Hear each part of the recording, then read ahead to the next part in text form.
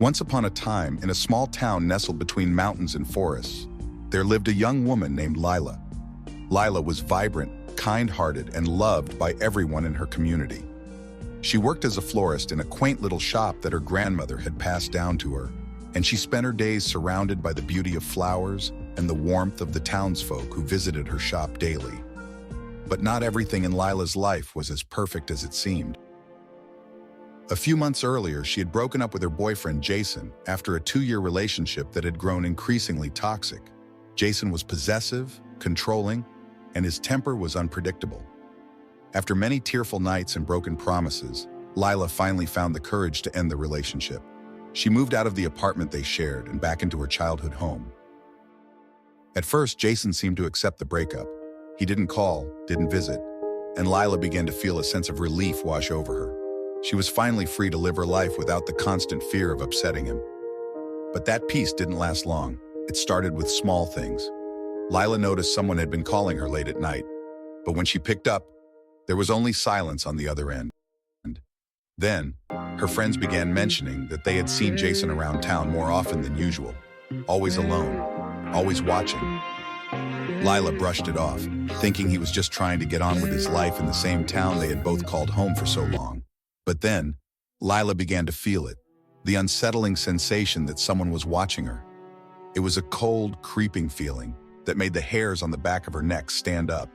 Sometimes, she would look out of her shop window and swear she saw a shadow darting out of view. Other times, she would walk home and hear footsteps behind her, only to turn around and find no one there. One evening, as Lila closed up the shop, she noticed something strange. A bouquet of dead flowers was left on the doorstep. No note, no explanation. Just wilted, decayed flowers. A chill ran down her spine, but she told herself it was probably a prank. Yet deep down, she knew who had left them. Days passed, and the strange occurrences only grew more frequent. Lila would find things in her home out of place, like a window left open that she was sure she had closed, or a door unlocked that she always remembered locking. She felt like she was losing her mind. She tried to confide in her friends, but they dismissed it as stress or overthinking. After all, Jason hadn't done anything overtly threatening. Yet, one night, after a particularly long day, Lila decided to take a relaxing bath. As she soaked in the warm water, she tried to push away the anxiety that had been gnawing at her for weeks. But when she closed her eyes, she heard a noise. Her phone was in the living room, but to get there, she would have to pass the darkened hallway where the writing loomed like a sinister promise. Gathering every ounce of courage, Lila dashed through the hall, grabbed her phone, and locked herself in her bedroom. Her hands shook as she dialed 911. The police arrived quickly, but by the time they searched the house, Jason was long gone. The officers took her statement, but there was little they could do without concrete evidence. They promised to keep an eye on her place and advised her to stay with a friend for a few days. But the fear didn't leave her. She couldn't sleep, couldn't eat, couldn't focus on anything but the thought that Jason was still out there, watching her, waiting for his next move.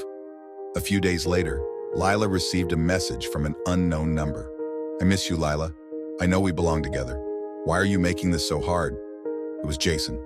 The police traced the number to a burner phone, but that lead went cold as well. Lila decided she couldn't live in fear any longer. She had to take control of her life back. She installed security cameras around her house, changed the locks, and even took self-defense classes. But most importantly, she decided to confront Jason. She found him at the bar where he often hung out. He looked surprised to see her.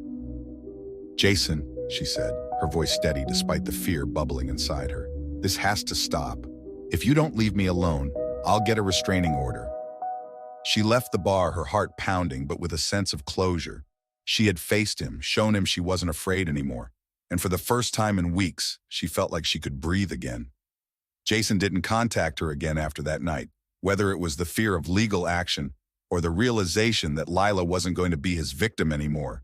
He finally backed off. The police kept an eye on him, and Lila slowly began to rebuild her life.